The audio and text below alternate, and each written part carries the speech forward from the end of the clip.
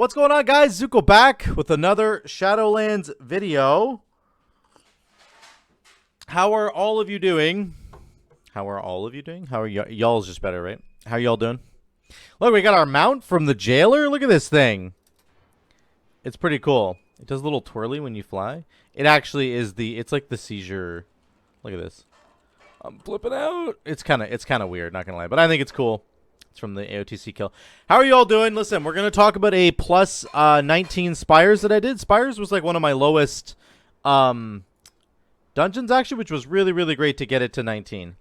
So, yeah, we're all orange now across the board, but I need to do better on my Spires in particular. That seems to be a tough one to get people to kind of do well in. It's a tough dungeon in general, but here's what we did. We did a really wacky build. I'm going to run you through the build really quick, and then we'll get into the video. I'm still trying to kind of like on this mission to see if Vesper Totem and Kyrian can work for a DPS shaman character. So either Enhance or Ele. And I think like right now, the way that I built this, it does not work. You know, 11.6k overall is really bad. It's not super, super great.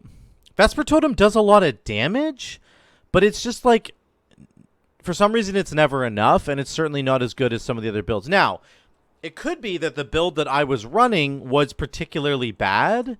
Like, maybe that's, I don't know, maybe that's what it was. But let me show you the build that I ran. I tried to go as simple as possible. So in Witch Doctor Wolfbones plus Kyrian, and then the build was all passive. You have to take Earth Shield to proc your Vesper Totem to get that one half of the Vesper Totem. I've talked about that a lot in the past. Just understand that this is the easiest way to proc that second half of the Vesper Totem. You have to do 3 DPS abilities and 3 healing abilities. Earth Shield is instant cast. So when you drop Vesper Totem, you cast Earth Shield. Oops. You cast Earth Shield once, twice, 3 times, and it does its big proc, right? On the healing side. Then you go 1, 2 for the DPS abilities, and then you would do a 3rd DPS ability, and it would proc a 2nd time. So Earth Shield's pretty essential, but we went Forceful Wind, Storm Flurry, Ele Assault, Elemental Spirits. Now, I just wanted to kind of go as passive as possible because I have to spend a bunch of GCDs pressing Earth Shield, and it just doesn't seem like you want a very complicated build. I cast Earth Shield 101 times over the course of this dungeon to try and proc Vesper Totem. So, anyway, that's the build there. It's Witch Doctor Wolfbones plus Kyrian, and then we went kind of simple on the talent side of things. I think there's room to change this up. I just don't exactly know kind of how to make it work, to be totally honest. But we're gonna see. I'll show you once we get to the VOD here. Let's move over to the VOD actually. Let's do this, and I will show you the opening pull here. So it's interesting. One thing that's really important in Spires, and one thing that's unique for a shaman, is that you can kick every single Rebellious Fist from the Goliaths. Rebellious Fist is like the #1 killer of all the groups, you know, that come in here. So let me show you the opening pull. It's my job to kick Rebellious Fist. And again, you're going to see the damage here is just not very good, in my opinion. We could do much, much better damage. And I think if you did a build like Necrolord, you would just see the damage is much better. So we choose to Lust here. Here comes the Forsworn Goliath. This is my job. So I target him pretty early. Here comes Rebellious Fist. I kick it. Every other Rebellious Fist that comes out, I will also be able to kick. Now, this is an extremely dangerous pack. It's very, very dangerous, just in general. On top of that, we got the Woe Drifter, who's doing his AoE burst. I think somebody must kick that. Oh, no, it actually goes off, so that's not good. So we end up pulling essentially the wrong Automa. This is maybe the most dangerous pack in the whole dungeon. But I am doing my kind of job here to kick Rebellious Fist. Sanguine goes down, so we have to move them out of Sanguine.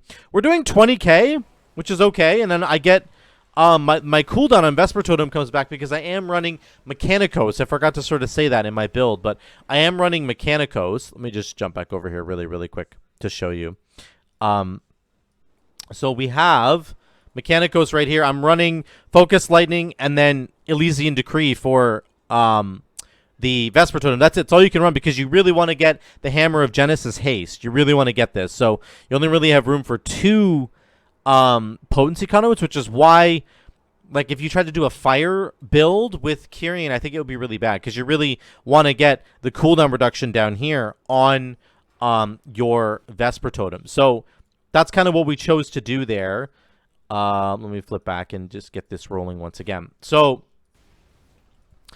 that's it. I mean, this is the opening poll. The rest of the guys do really, really well. The Warlock and the Windwalker Monk are really good AoE classes, so of course they're just going to pump damage, and I was just sort of doing my job of kicking the Goliath and trying to do as much damage as I can. I ended up doing almost 20k on that pull, so it's okay, but like we could have done so much better, honestly. It could have been way, way better. So we pulled the Goliath all the way up here because he's not dead yet, and we end up killing this pack as well, which is fine. Let me skip ahead to the next area here. We basically pull, we don't pull the next pack on top of the boss, which is sort of what the MDI strat would be. Sometimes you can hex this Mender, but the DK is like, let's just pull it and blow it up. No big deal. So again, I'm on Goliath duty. This is your job as a shaman. You need to kick Rebellious Fist or the whole group's going to wipe. So this is kind of like your big contribution here. Again, like here's my damage right off the cuff. I procced all 3 of my DPS components to my Vesper Totem, and we're doing almost 30k. Like, you can have moments of greatness here, which is really great. I end up kicking Rebellious Fist again. Then your damage falls off because a couple reasons. You have to cast the Earth Shield to proc the second half of the Vesper Totem, and then you just don't have a lot of extra damage. Like, if you had the Primordial Wave haste buff rolling from the lightning bolts, first of all, the lightning bolt cleave does a lot of damage, and number 2, you'd have a whole bunch of haste right now, which would be kind of crazy. So I think that our damage definitely falls off here, and that's okay. That's kind of typical of Shaman Enhance anyway, but it could be better if I was running a different Covenant. So then we have the Kintara boss fight, and again, it starts off very strong for us. Watch this. I pull everybody over. I drop Vesper Totem for big damage. Vesper Totem sundering, big damage. Now I have aggro on Kintara. She's just whacking me, and unfortunately the DK isn't able to get aggro back, and then the priest dies as well. So we just reset it. We run down the stairs, we reset it, and then we come back. That's okay. We didn't have Lust up anyway, right? So it wasn't a big deal. Tank does a great job of grabbing aggro here, which is good. I get Vesper Totem down again. And there's not much else to say about this boss fight. Obviously, you just always want to stand. You can't be standing in front of the bird. The frontal will kill you. And you can't stand in between the 2 bosses because of this laser beam. So there isn't too much going on in this fight. I'm just trying to min-max my Vesper Totem as best I can. If you hit both targets with Vesper Totem, you get more cooldown reduction from Mechanico, so that's pretty important. But our damage is okay. It definitely falls off here by the end. But these boss fights feel really good because it's not tyrannical. Like, man, the difference between a tyrannical boss fight and a non-tyrannical boss fight is like night and day. I don't know what it is, man. It feels like they have 50% less health, even though I know that's not true. But we do get through it, and we get the kill. Right after this, of course, it's very typical for your tank to run up these stairs here and for the rest of the team to just chill down here and wait for him. He's going to LOS a bunch of guys down. So here he comes, and you pull them all down the stairs. Now, the DK yoinks in this guy over here in the corner as well, which is really great. I pop Rocky here. I think this is a really good time to pop Earth Elemental for your tank. It just helps him manage the aggro on all these ether drivers, which cast Insidious Venom, which will literally like one-shot your tank if enough of those start getting. The dot from Insidious Venom is just disgusting. It's really, really bad. So the tank's doing a really great job pulling everything out of Sanguine. It's awesome. He was so fantastic. Our AoE guys are doing 36k each. I'm only doing 14 because my build is probably a little troll at this point. It's just, you can just feel how much work, how much effort it takes to get the Vesper Totem stuff to proc, and then it doesn't even really do that much damage for you. So when you run to the other side of the stairs here, you need to use Earthbind Totem. Look at me, I'm casting it right here. Boom. That will reveal the invisible kitty, stealth claw things. Really, really important for your tank. Otherwise, your tank has to run in and get stunned, and he might end up dying. So they will stun you out of stealth. If you pull them out of stealth, then you're good to go. So then we have a lot of damage here. Once again, Vesper Totem, lots of damage. but just not as much as we could get. Here comes the Windwalker Monk, absolutely pumping damage, which is great. And our damage falls right off. We do about 20k, which is cool. We do end up getting 2 charges of Vesper Totem here. The cooldown reduction from Mechanicos plus the cooldown reduction from is actually pretty powerful. I end up getting a second cast of Vesper Totem right here. Again, like most of my damage is kind of caught up in this Vesper Totem build, so it's good. It's okay, but it just falls off massively. So let's move ahead to the double Rebellious Fist pull. This is pretty important here. Let me back up a little bit. So the question is here, which one is the Shaman going to kick? Because again, we can take care of an entire Rebellious Fist every time by ourselves, and we need to sort of do that. So I'm telling him I'm going to get the back one, and we pull everything together, the Earth and Ether drivers and the Goliaths. This is my Goliath to kill. This is my Goliath to interrupt. So then I do Vesper Totem, Wolves, Sundering. Our damage goes way up here, which is great. You can see it climb there. We're doing about 24k. I haven't even done the full combo yet. I need to do my my heals. I need to do Earth Shield, but I'm a little distracted trying to get the Rebellious Fist. So the damage is good. Everybody's doing good damage here, but I mean, we're doing about the same as the tank, so not really the greatest. But again, we have a secondary job that we're really focusing on really hard, and it ends up, you know, if we didn't do that, the whole team would wipe. So we basically missed our entire Vesper Totem there, the healing side. I think we missed that proc. Maybe not. I can't remember, but anyway, we get Vesper Totem back again because that's how strong it is. Boom, pop it again, do some more damage. Pretty good. Everybody did very well there. So moving on to the next pull. This next pull starts off going very, very well. We end up killing everything pretty quickly. We do get woe, unfortunately. Then what's happened here in the corner of your screen, there's a mob up here, and the Warlock has feared that mob. So then the DK grips it back in, which is great, and that seems all good. And then the Warlock re-fears this ad right here, right up here. See this little fear icon? This is very bad for us because then the mob runs up the stairs into the next pack that's coming around. You can see the Goliath right here. We don't want to pull that mob, but it's too late. And so then we're just like, shoot, this is really bad. So Rebellious Fist is going off. I run in here with my kick, and I get it right here. Kick it. That's good. So that saves us from wiping. And then I put Vesper Totem down to get some healing going, which is good. You can see I'm doing 3.7k HPS. We use one of our spears, and then the tank says lust. We need to lust this, because otherwise we're just going to die. Rebellious Fist goes off again. I kick it again. And then we just train down this Goliath, man. Whatever the Windwalker Monk and the Warlock were doing, I mean, we all just basically focus this Goliath really hard, which is great. He ends up dying. So we salvage this pull. This is usually kind of like a wipe. Holy cow, we funneled them down so hard. This is a very dangerous pull, and we kind of get... That was really good. We do well to survive. So, yeah, that was it. Then we pull these last two guys. They don't really matter.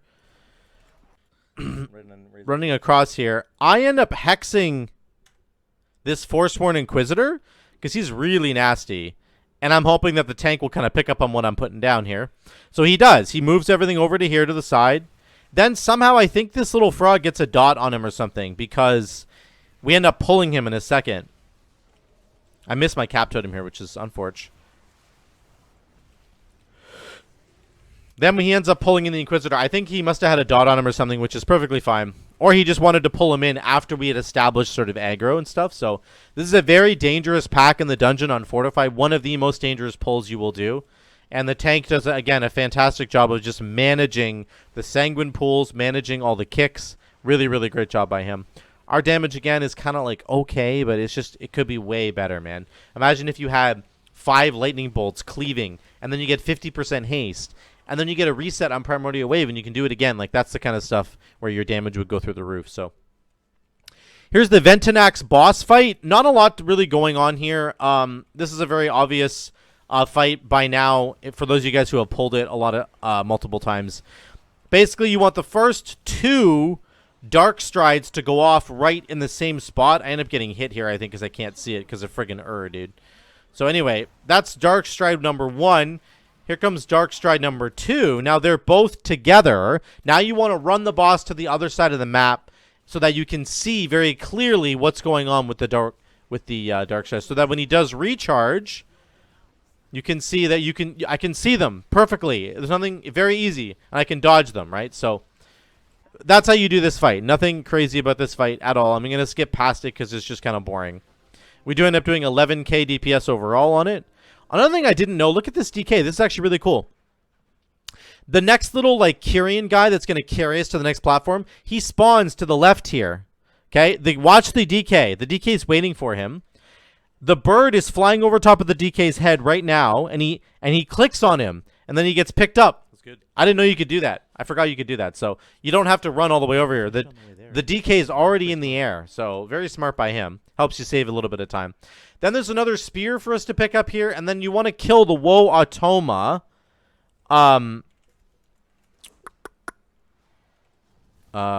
Where is it? Yeah, 2205. Let's skip ahead. Right here, you want to kill the Hellion first, then kill the Woe Drifter. Then you're going to skip here, and in very typical Blizzard fashion, this entire area gets completely screwed over. Because I don't know why. This guy just, like, he doesn't even have a stealth thing above his head, right? I don't see any stealth thing. He just, somehow he gets aggroed. And it's the dumbest shit ever, and Blizzard needs to fix this. But anyway, we end up dying on the stairs a couple of times, but we do res a couple people, and then we salvage it. The healer dies again because he was in combat somehow. So we res him again, and then we have to do this kind of the normal way. But that's okay. It's okay. We end up salvaging it. You'd want to just run past these guys with woe, but the stupid game ends up glitching every time. But we do get past. We pop our defensive cooldowns, and we survive here. I think the priest dies one more time, but that's okay. We blow these guys up. Then we blow up the next pack on the other side to get 2% more. And then we pull the boss. Here's the 2% more that we're grabbing.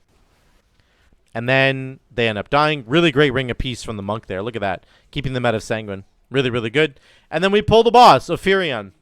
Again, this boss fight is also not super important. Nothing really crazy going on here. I think I'm just going to skip it entirely, actually, because it's just, you all know how to do this fight at this point. What I do want to focus on is once we get past this boss fight. Oh, yeah. Sorry, one little important thing. We do end up lusting right here. The Warlock says hero because there's 12 minutes left on the boss fight, on the dungeon. So, like, we either lust right now, and then we'll have lust for part of the final boss fight, or we save lust for the triple generals at the top of the hill. And so I actually think it's better so that we lust right now. And I pop it, and we end up killing Oryphrion with lust. Now, we do not have lust for any of these, super general guys on Fortified. So that is pretty rough because they're really nasty on Fortified. But we end up bursting through them, which is really good. I end up dying on the second one because the tank was kind of moving him around sporadically and I got hit. On the third general here, we have all of our cooldowns up and we just absolutely blast this guy with Spear. So we drop Spear. Everybody starts doing crazy amounts of damage. The monk ends up getting above 20k, I think. So does the Warlock. There's the monk getting 20k. I'm doing 13k because I have a bad build. But that's okay. We take like half of his health away within the Spear cooldown, which is really great. And we don't need to kill him with lust, which is great. Just the Warlock dies there. He just gets seated. So now we have 5 minutes and 20 seconds.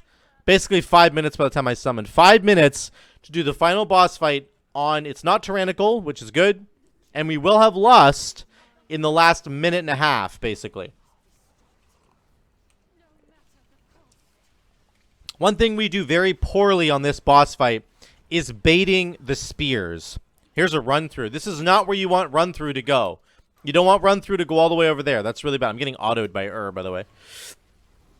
So I'm like, let's just kill You want you want her to do her charge towards the back of the room because then she doesn't charge very far at all, right? So what we should be doing is have everybody stack up inside the little bubble. There's a bad run through. Again, I think that was on me. Maybe it wasn't. It was on somebody else, but we're actually doing a very poor job of that. On higher keys, like it's really important that you do that right. So we get Abyssal Detonation. She goes and jumps out. We have a priest. We have a priest mass dispel, which is really, really huge. We're gonna run out of time, I think. For these, it's gonna be really close. For these debuffs. We'll have to see. I thought we were gonna run out of time, but we actually end up doing okay here. It looks really tight, but the tank like holds the spear as well. Anyway, we get to phase 2. More Devos stuff. We end up doing a lot of damage here somehow and get her to phase quite early. So she jumps out right here. Oops. Man, yeah, it takes a while for her to jump out. There, she goes right now.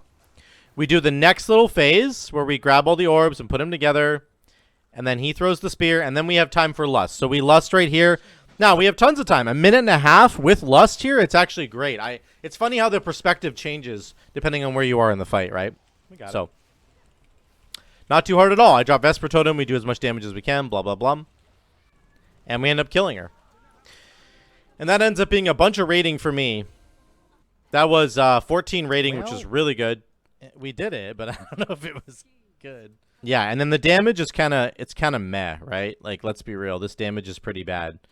So let's look at the over-under. Let's look at the damage here. We end up doing 11.6 overall. Vesper Totem does a lot of damage.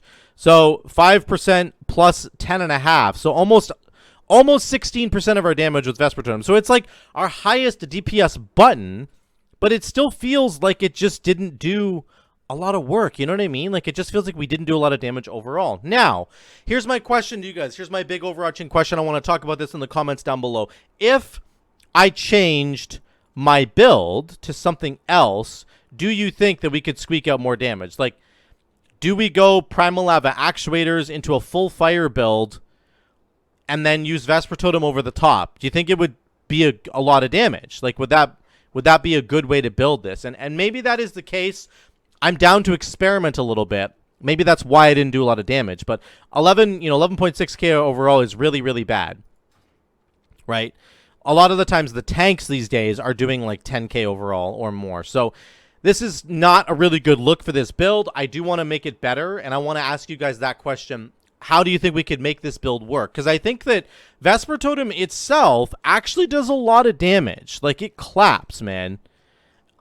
So I don't think Vesper Totem is necessarily the problem, but I feel like maybe it's like, I feel like not having Primordial Wave is the problem, right?